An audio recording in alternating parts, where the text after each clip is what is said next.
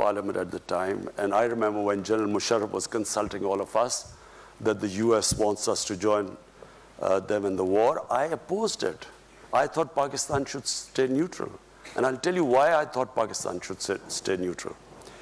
We had created these jihadi groups in the 80s. We had indoctrinated them in the idea of jihad, that foreign occupation in Afghanistan, it was a religious duty to fight them. So all these groups, including Al-Qaeda, had arrived in Pakistan. Now comes 9/11, then the US invades Afghanistan. And now we are trying to tell these same groups who had close links with the Pakistan army, because they were created by the Pakistan army, now we are telling them that no, it's because the good guys are there, it's no longer jihad. Now, obviously, a lot of them turned against the Pakistan army, because Pakistan army was then trying to neutralize them. So what we went through, and I just briefly mentioned earlier, it was the worst time in our history. These groups turned against the Pakistan army and the state of Pakistan. And not only that, there were linkages between, clearly there were linkages between these groups and the Pakistani security forces, because they had created them. So we had insider attacks, we had, the GHQ was attacked, generals were killed, ISI headquarters were attacked. The army, at one point, the army could not go into the cities in military clothes or with military cars. It was that bad at one point. And then, of course, the second thing was the tribal areas. We should never have sent army into the tribal areas, because the tribal area per capita was the most weaponized area in the world. For people who don't know, tribal area is the border between Afghanistan and Pakistan. It was always an autonomous area. The British never occupied it during their rule since 1890. So it was an autonomous area. It ran by its own rules. So in 2004, under pressure from the United States, Pakistan army went into the tribal areas to flush out Al-Qaeda. Now, what happened was that when, after Tora Bora in Afghanistan, a few of the Al-Qaeda moved into our tribal areas, which were semi-autonomous. So when they sent the army in, armies are not meant to go into civilian areas. Whenever you send your army into civilian areas, you can ensure that there will be human rights abuses, there will be collateral damage, there will be innocent people killed, because there's no army there. They're just guerrillas operating from villages. So, the collateral damage created what became the Pakistani Taliban. There was no Pakistani Taliban before. So we then had the people of tribal areas suffered. One point there were these militants, the other side was the Pakistan army. Half of the tribal area was then internally displaced. The damage, we still haven't, the amount of damage done in the tribal area, we still haven't got the resources to compensate them. So basically the country went through hell. In my opinion, we should have stayed neutral. That way we would have had control over these militant groups, and we could have in our own time neutralized them.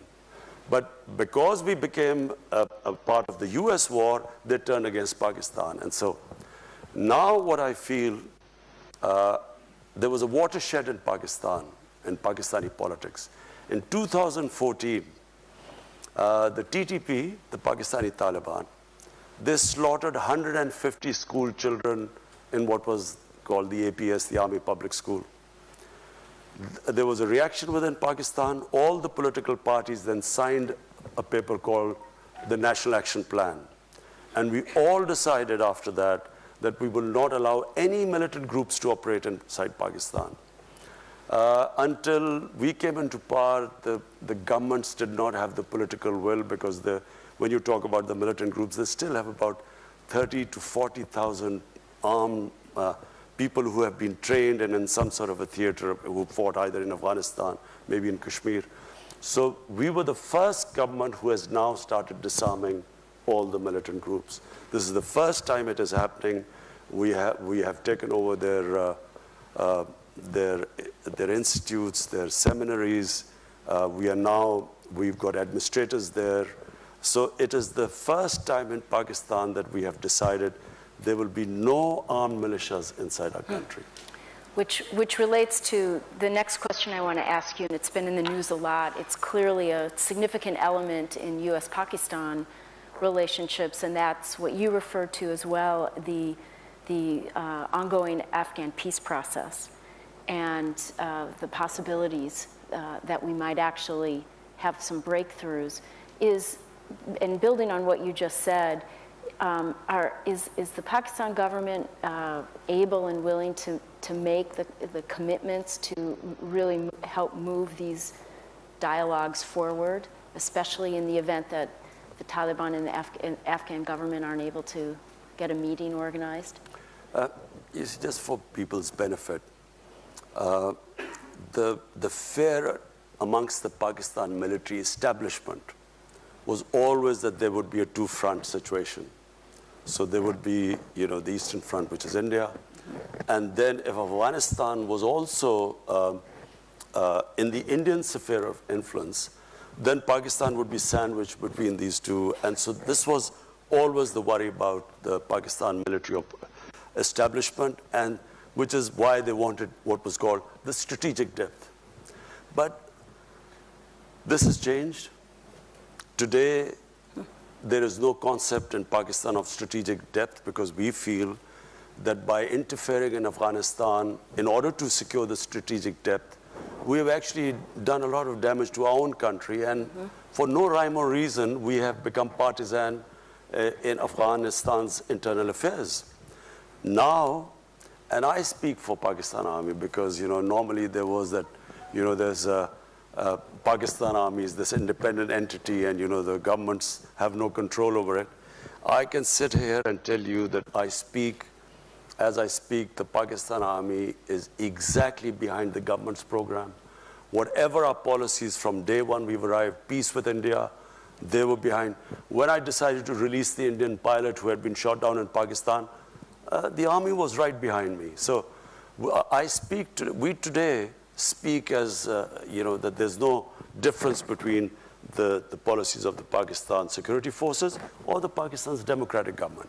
And we believe that we should not ever interfere in the internal affairs of Afghanistan. Let the Afghans decide what they want, what sort of government they want, and we should facilitate the peace process. So this is the big difference now. Okay. We are all on the same page, and fortunately now that the United States is on the same page too, because, after, the Einstein's definition of madness, trying to do the same thing over and over again and expecting a different result, 19 years of conflict. And if they had gone, thank God for President Trump, I mean, this could have gone on for another 19 years without any result. But it sounds like you're willing to use your leverage with the Taliban to facilitate the peace process. You see, which is a big welcome change. The Taliban delegation wanted to meet me a few months back, and when I became the Prime Minister.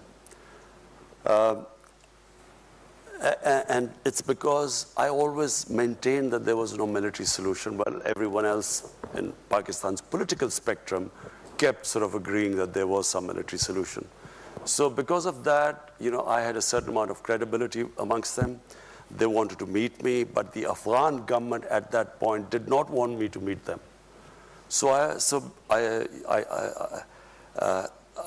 did not meet them, but now when I go back, after meeting President Trump, and also I've spoken to President Ghani, now I will meet the Taliban, and I will try my best to get them to talk to the Afghan government, and so that the election in Afghanistan must be an inclusive election where the Taliban also participate in it.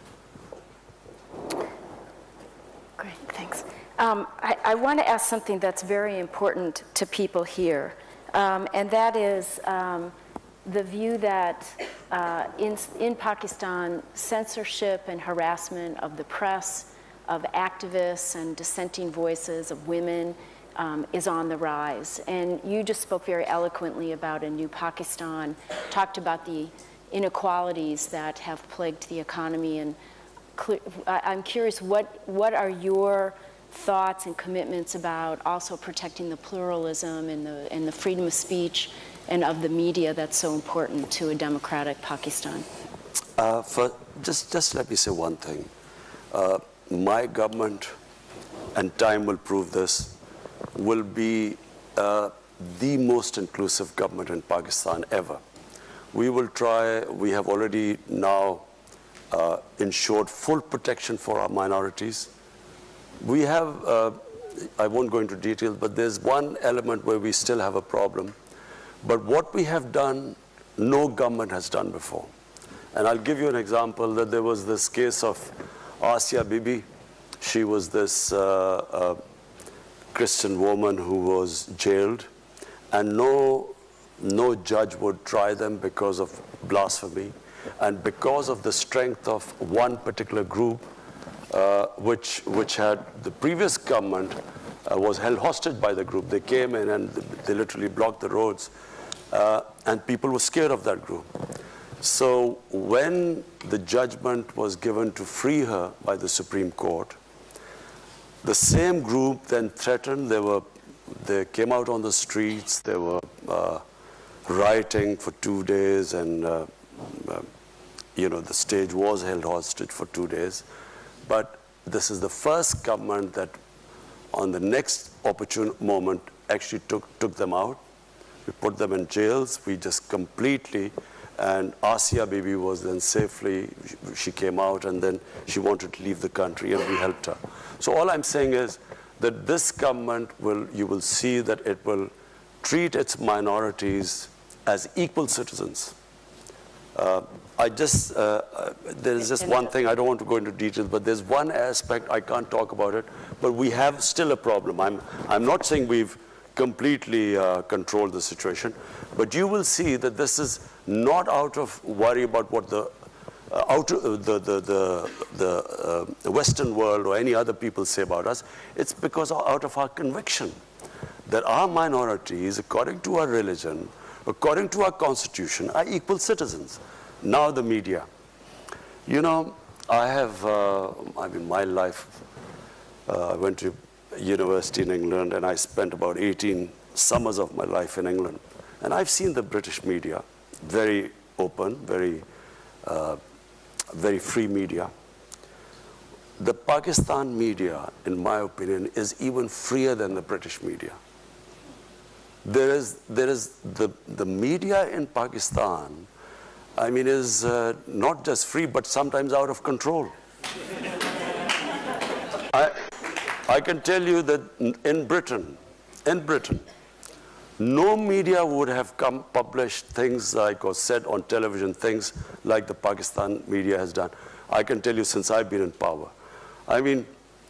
Imagine, I don't even think in America this would be allowed, even though the media has this love-hate relationship with President Trump, more hate than love sometimes. But imagine that, a prime minister of a country, and this man sits on television and says that I can tell you that he's getting divorced tomorrow. So if there was some truth in it, you would, okay, if he had some knowledge. But there's only me and my wife living together. Where did he get this information from? But this sort of thing, in the olden days, I can tell you that this guy would have been beaten up. Nawaz Sharif's time, the previous prime minister, he had journalists beaten up. Asif Zardari, people were petrified of him. People would disappear. In my time, I went to the legal channels, I reported it to the media, I went into the court. All I'm saying is that what the media in Pakistan is, you will not find a media like that. And I remember the previous ambassador to Pakistan, him saying that the media was out of control. So what we need is to control the media, and not through the government, but through a media watchdog. At the moment, there are 2 or 3 things the media did. One is that they started reporting wrongly that the IMF had said that the rupee would fall, to a number they quoted, there was a run on the rupee. I mean, who would do that? First, you're fighting in the biggest economic crisis in your history.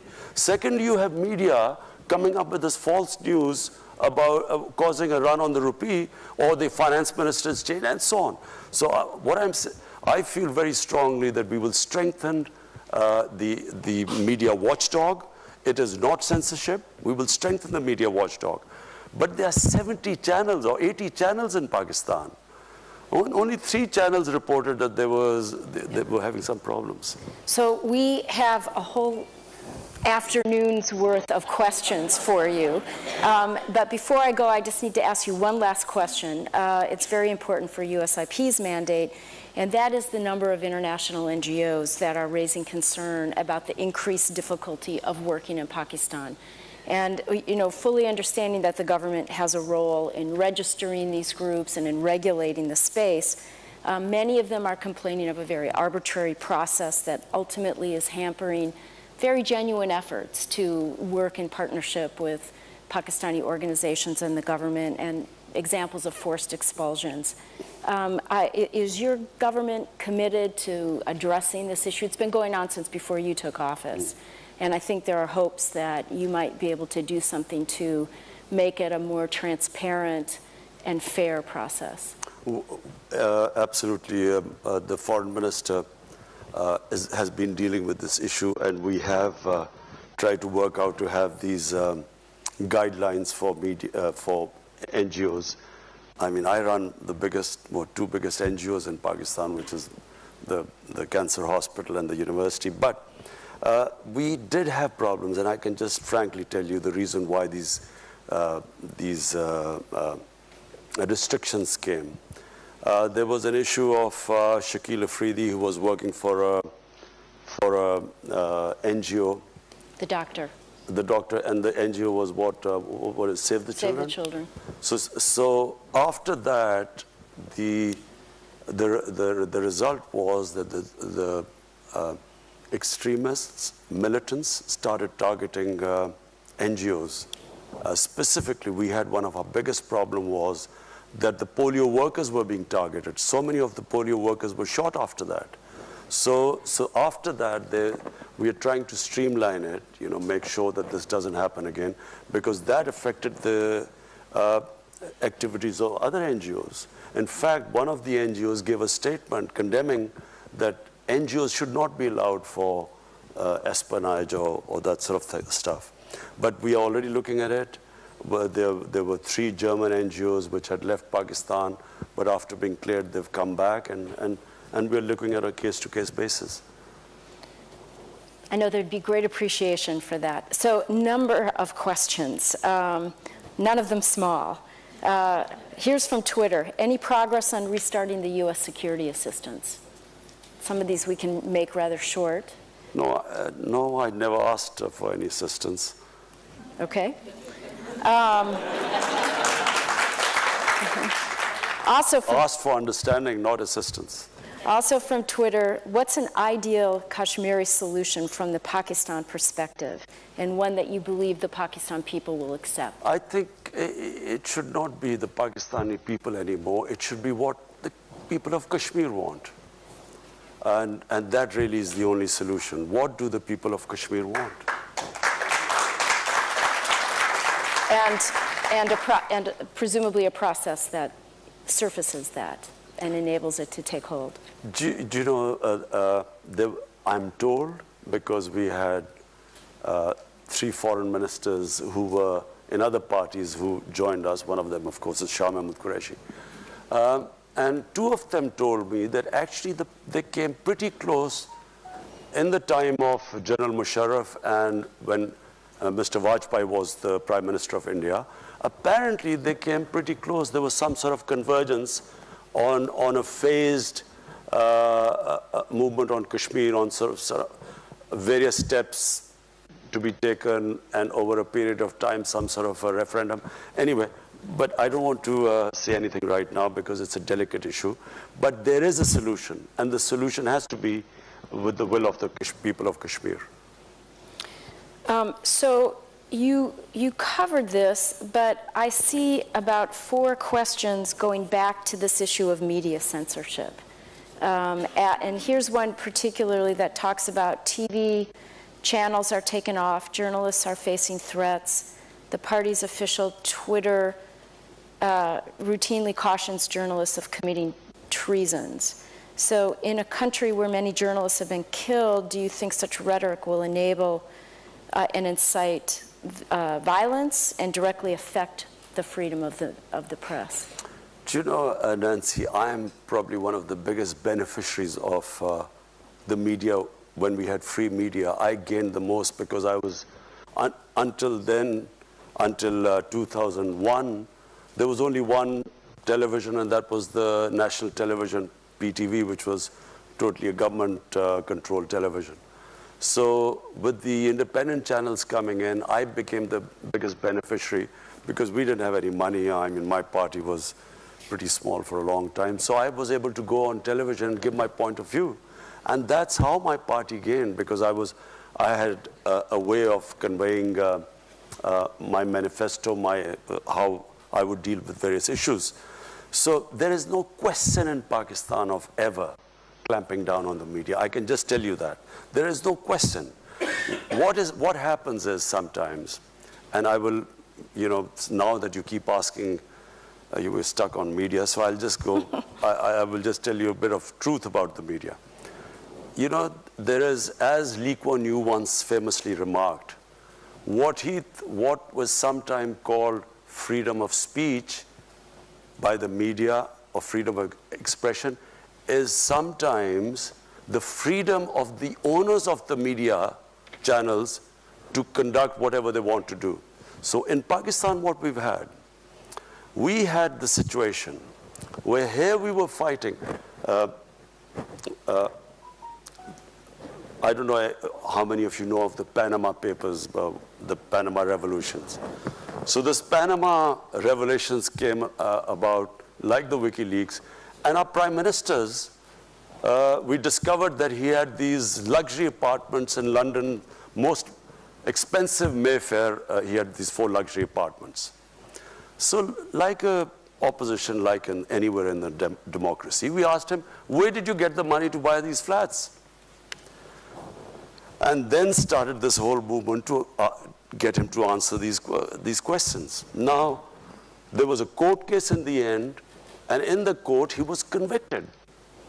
But do you know there was a media channel, one of the most powerful media channels, they did everything to protect him. Now, this is not what a media is supposed to do. The media did everything. They covered up for him, not just protecting him. I, who was asking my democratic right, a question to asking someone, where did you get the money? I was attacked, personal attacks. I mean, the sort of attacks I faced, no political leader I challenged, no political leader would have gone through the sort of personal attacks they went, because, they couldn't attack me on my, on integrity, so they went on these personal attacks. So this is not normal for media to do this. Media is not supposed to do this. Media is supposed to be a watchdog, to bring out, play the role of an opposition. But they're not about personal attacks and trying to blackmail you.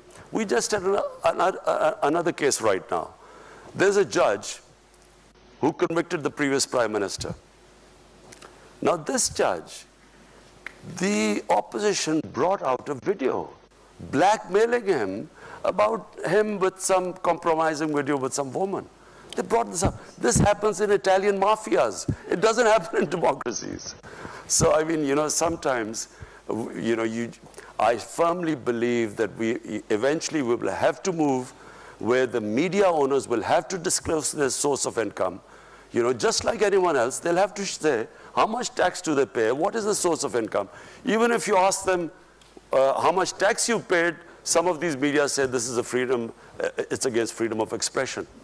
So looking at it from that perspective versus a censorship regime, but more of a transparency effort is the focus. And Nancy, accountable media. Media should also be accountable.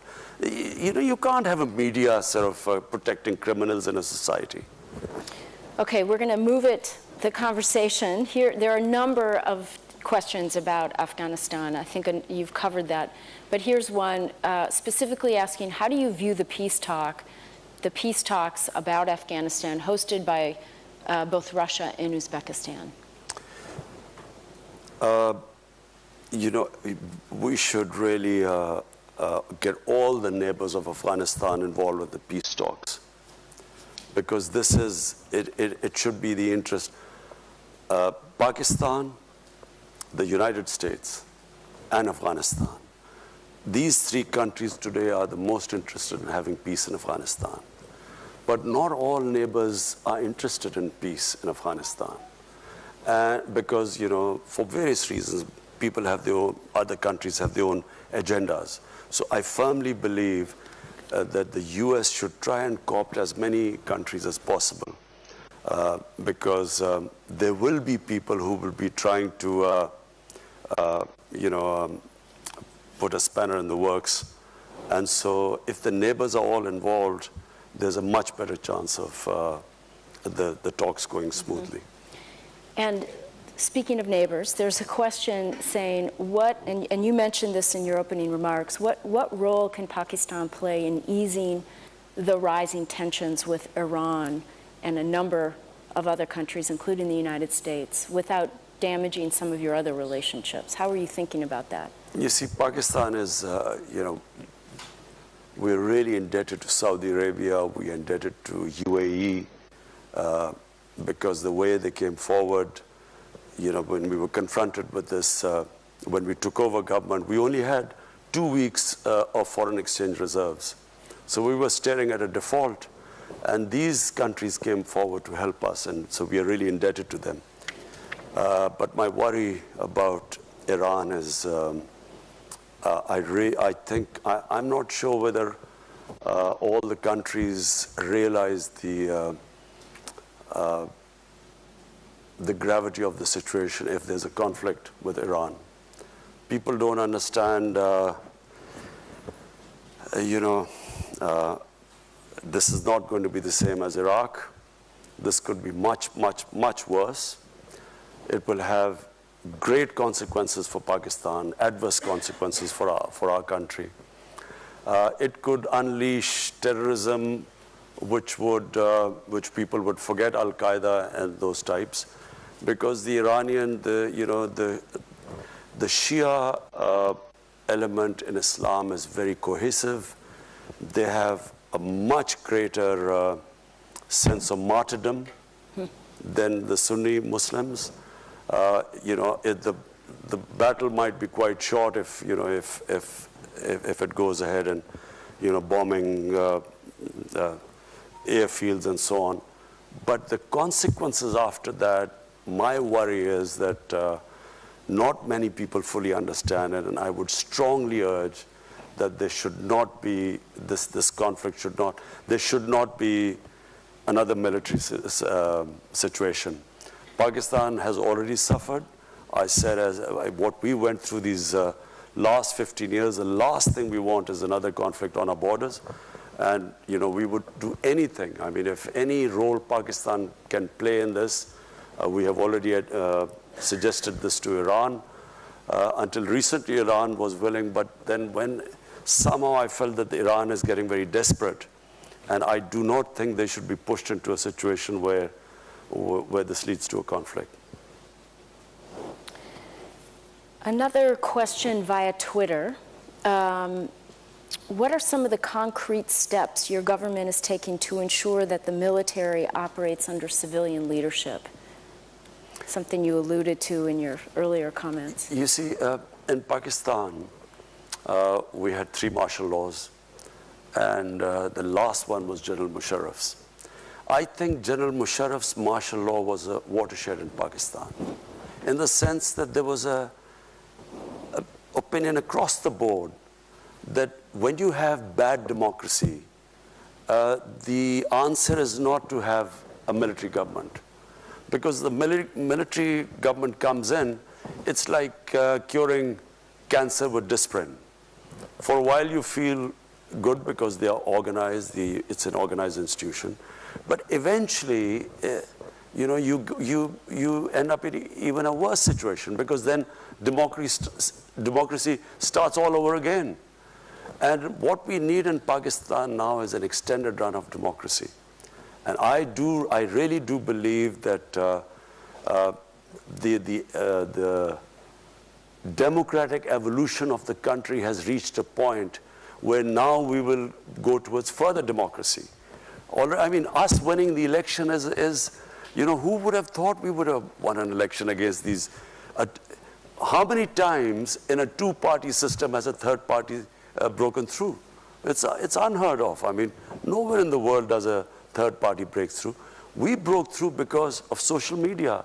We actually, despite the official media sort of not giving us that sort of coverage, all the opinion polls were that we would not make it. But it was the social media and the young people who came out and made us defeat the two established parties. And I think the process will keep going on. I think that in Pakistan, people have tasted freedom. They understand, the power of the vote. In fact, social media has actually democratized the whole world. Everyone now has, they have Twitter, everyone can participate. That's how we're getting questions. Yeah. Well, I have two related questions on that I think build on the vision that you just articulated. And the first is, what will the government do to address closing space for civil society? And how does that fit into your vision? And closing space for civil society and activists.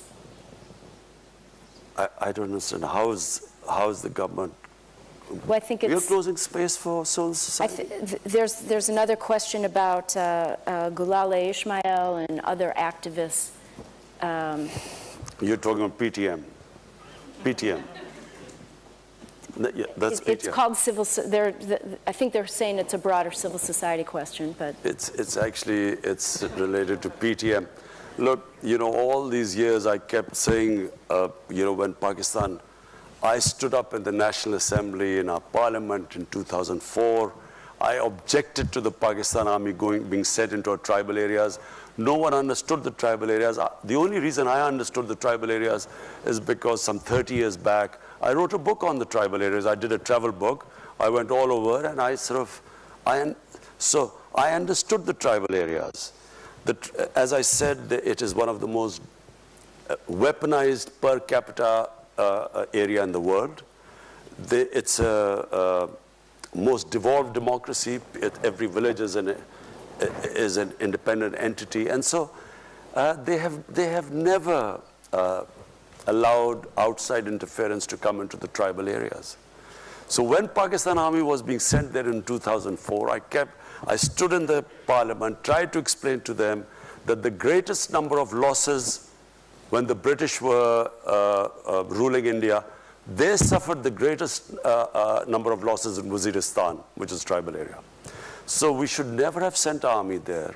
Whenever you send an army into civilian areas, there are massive collateral damage and massive casualties and destruction. So all the time when I was speaking out against this, I was being called Taliban Khan. I was being called pro-terrorist. General Musharraf, I remember, in a meeting said that I am a terrorist without a beard. And so once this whole thing was over, this young Pashtun movement started. And this Pashtun movement was correct, what they were saying. The area was devastated. The people of the tribal areas, I mean, half of them were internally displaced. Their shops were gone. Most of them relied on livestock. Livestock disappeared.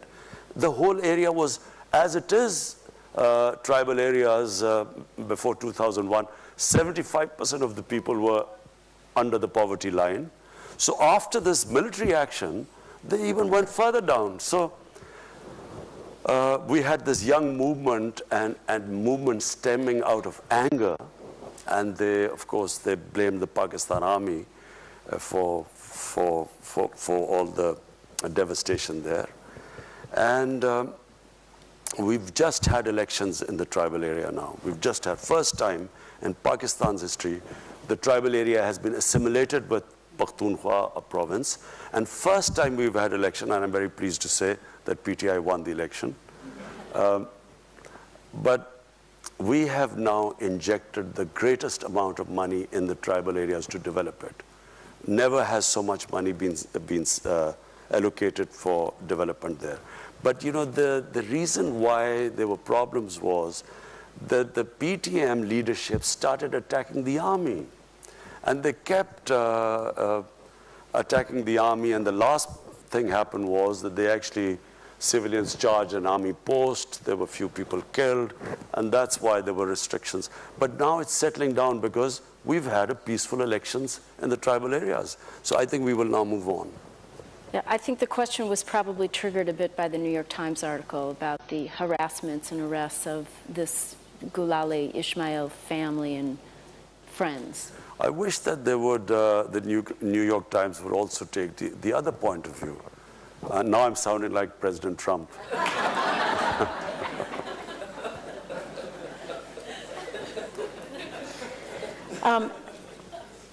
So we have time for just a couple more questions. The U.S. has been asking Pakistan to do more in the context of terrorism. It relates a little bit to what you were saying. They particularly were asking Pakistan to do more in the context of GEM. And after the arrest of Hafiz Saeed, is this it? Will he stay in custody this time, or will he be allowed to go off again? Now, you ask, first, we want an independent justice system, and you want me to predict what the justice system would do. Now, look, let me just say, I repeat one thing again. It is in the interest of Pakistan that we do not allow any armed militias in our country. We have suffered. The country has suffered sectarian attacks. We have had the worst situation. It has affected our investment. Pakistan has not, it has destabilized us. This whole thing, Pulwama, what happened in February last year, it was clearly an indigenous thing. It was a Kashmiri boy radicalized by the brutality of the security forces. He blew himself up. But because this group claimed responsibility, which was in India as well, Jaish-e-Mohammed was operating in India, but Pakistan suddenly came in the limelight. So even before this had happened, we had already decided that we would disarm all militant groups in Pakistan. And it is in Pakistan's interest, I repeat, it's in our interest, because the country has had enough of militant groups. You know, we had ethnic groups, militant groups. We had, in Balochistan, we still have militant groups operating. Then we had these various religious groups. So there is a decision now, and by the way, it is across the party. Every political party has signed the National Action Plan. Pakistan is now determined, and you know, normally it was said that the security forces patronize the groups. The security forces, we would not be disarming them if the security forces were not standing behind us. You cannot disarm because the police is incapable of disarming these groups. They are trained. I mean, they have, these people have experience of fighting in Afghanistan, some in Kashmir. The police cannot go after them. So it's the army that is helping us disarm all militant groups in our country. Mr. Prime Minister, you have been very generous with your time. We have so many more questions that we won't be able to get to. Thank you, everybody, for your questions. But before we close, I want to ask one last question, which is, this is your first visit here as Prime Minister. We have a very distinguished audience here of policymakers, people in and out of government, people who care deeply about the U.S.-Pakistan relationship. What final message would you like to leave as a closing thought for everyone? I would like to, my message from my trip, first trip as the Prime Minister to the U.S., I would like to have a relationship between the two countries of mutual trust. I would like to have a relationship as equals of friendship, not as it has been before, where Pakistan has sort of been, it's like Pakistan wanting aid from the US, and then as for aid, Pakistan is expected to do certain things. The reason why I'm happy leaving the US this time, because we have a relationship now based on a mutual interest, which is peace in Afghanistan. And, if someone asked that, will you get this funds? I hate the idea that we would be asking for funds, not US, from anyone. Because aid has been one of the biggest curses for my country. What it has done is, it has created the dependency syndrome. We have become, when I went on my first trip to Saudi Arabia, I came back, what have you got from there? As if I'd gone there to beg for money. And I think it's humiliating for a country. Countries rise because of self-respect and self-esteem. No countries rise by begging and borrowing for money. So my relationship with the US would be, I would like a relationship with, a dignified relationship with the US, where never again should we ever have that humiliating phase. I can tell you as a Pakistani, never did I feel more humiliated when Osama bin Laden was taken out in Pakistan by the US troops. Never did I feel more humiliated, because here was a country which was supposed to be an ally, and our ally did not trust us. So as a Pakistani, for every Pakistani, it was humiliating. We never want to be in that same position again. We want to have a relationship of friendship. And it doesn't matter, friend can be rich and the other can not be so rich. But so what? It's about a dignified relationship, and that's what I hope to have with the US.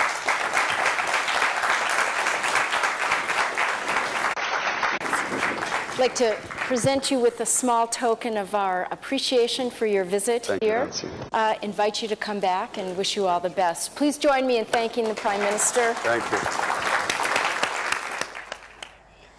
US Peace Institute, अमरीकी इदारा बराए अमन, मेहमान खुसूसी के तौर पर मदऊ किया गया वज़ीर आज़म इमरान खान को, और यहाँ खिताब करते हुए वज़ीर आज़म पाकिस्तान ने कहा कि खित्ते की तरक्की के लिए अमन ज़रूरी है। हुकूमत संभालते ही भारत को मुज़ाकरात की पेशकश की थी, लेकिन पाकिस्तान और भारत के दरमियान बुनियादी मसला कश्मीर है। पाकिस्तान और अमेरिका का अफ़गान मसले पर यकसा मौक़िफ़ है। अब सब ये समझते हैं और जानते हैं कि अफ़गानिस्तान में जंग नहीं बल्कि मुज़ाकरात ही तमाम मामलात